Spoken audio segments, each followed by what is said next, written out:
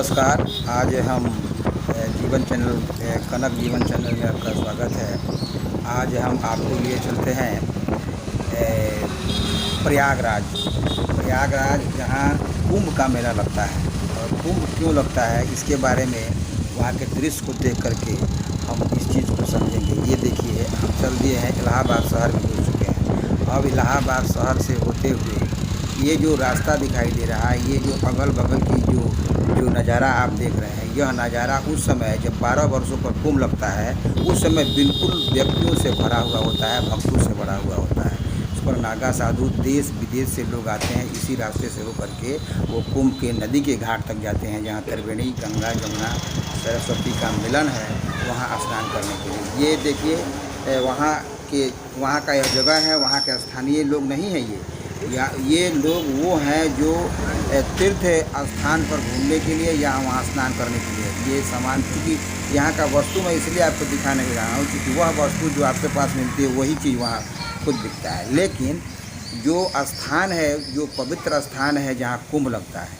महाकुंभ लगता है 12 वर्षों के बाद, तो चूँकि सालों भर वहाँ भक्त आते हैं, स्नान करते हैं, दान करते हैं, यहाँ अस्थि कलश भी विसर्जित करते हैं, या किसी प्रकार का रोग व्याध अगर होता है या हवा ब्याह की कोई बातें होती है, वो काम भी यहाँ कुंभ के तीर्थ स्थान पर होता है, जहाँ गंगा, जमुना और सरस्वती का मिलन होता है।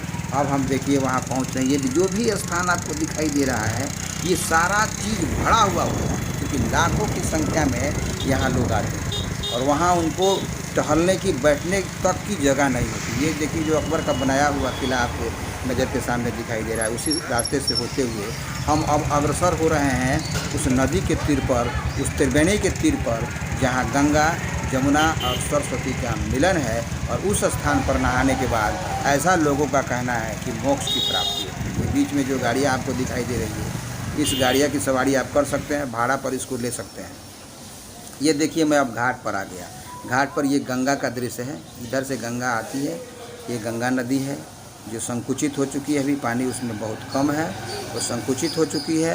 और यह मैदान जो है ये संकुचित हो चुकी है और गंगा अब अग्रसर हो रही है आगे की तरफ। ये मैं वहाँ उस घाट का, त्रिवेणी घाट का दृश्य दिखा रहा हूँ, जहाँ देखिए नावें लगी हुई है। ये जमुना है, ये जमुना नदी का घाट है, और उधर से गंगा आती है और इधर से जमुना नदी, और बीच से सरस्वती नदी निकलती है, जिसका स्वरूप हम देख नहीं पाते हैं और ना किसी ने देखा है। लेकिन यहाँ मानना है कि गंगा और जमुना नदी का जब मिलन होता है तो उसी बीच से होकर के सरस्वती निकलती है, इसीलिए इसका नाम त्रिवेणी है। और इसीलिए यह पवित्र है। पवित्र इसलिए माना जाता है, 12 वर्षों के बाद यहाँ महाकुंभ लगता है, जिसमें देश विदेश से लोग, लाखों की संख्या में लोग, साधु संत, महापराक्रमी लोग भी यहाँ आते हैं और यहाँ जमावड़ा लगता है। ये जो स्थान आपको दिखाई दे रहा है, उस समय पानी से लबालब भरा हुआ होता है। यह खेत है, कभी यहाँ पानी था। वो जो पीछे की तरफ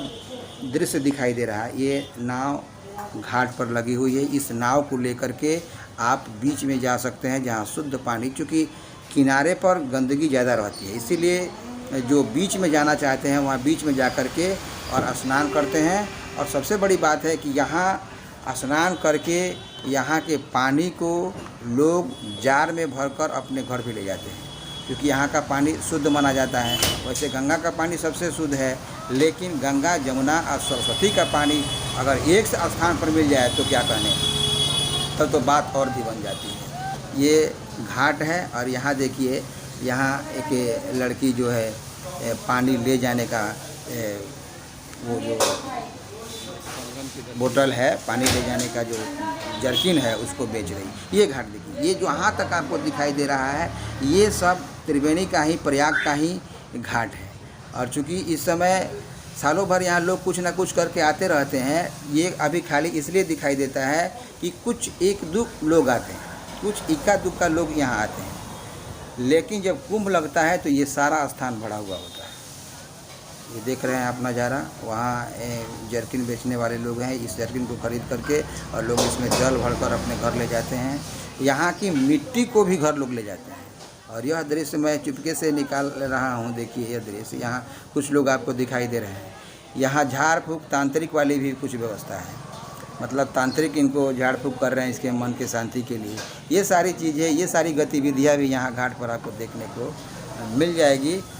और यह मतलब दुनिया के सारे दुख दर्द को लेकर के यहाँ लोग आते हैं और यहाँ त्रिवेणी में विसर्जित स्नान करने के बाद उनको ऐसा लगता है कि हमारे सारे दुख दर्द जो हैं ख़त्म हो गए ये त्रिवेणी में स्नान करने के बाद, और सारे पाप हमारे धुल गए। देखिए दृश्य कितना सुंदर, कितना मनोरम दृश्य है ये आपको त्रिवेणी दिखाई दे रही है। उसके बाद इसके घाट पर, इसके तीर पर, इसके किनारे पर ये छोटी छोटी जो नावें लगी हुई है। मैं आपको बता दूं कि यहाँ जल पुलिस की भी व्यवस्था है।